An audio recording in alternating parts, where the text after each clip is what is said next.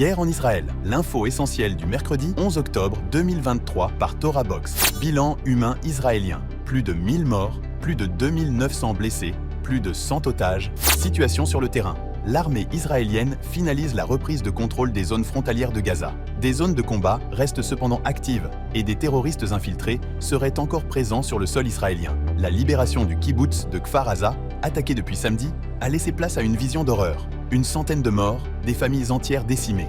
Des roquettes continuent à être tirées à un rythme variable depuis Gaza vers la zone sud du pays. La situation continue à se tendre sur le nord d'Israël, laissant craindre l'ouverture d'un front avec le Hezbollah. 300 000 réservistes de Tsahal sont désormais mobilisés.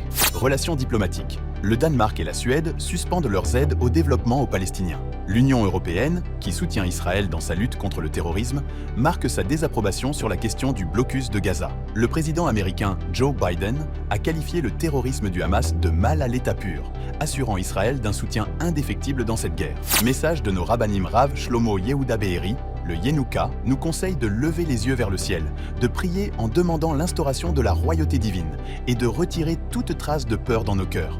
Il rappelle que l'espoir est essentiel et que rien ne sort de positif de la division, des conflits et de la haine. Le Rav nous invite à l'union, au pardon et à l'amour. Ce sont les armes de la victoire. Miracles, prodiges et merveilles. De nombreux restaurants non cachers de Tel Aviv ont cachérisé intégralement leur cuisine dans des délais très rapides afin d'obtenir la certification de cacheroute du rabbinat d'Israël. Cette démarche a été faite dans l'optique d'envoyer de la nourriture cachère aux soldats de Tsahal mobilisés en lisière de la bande de Gaza.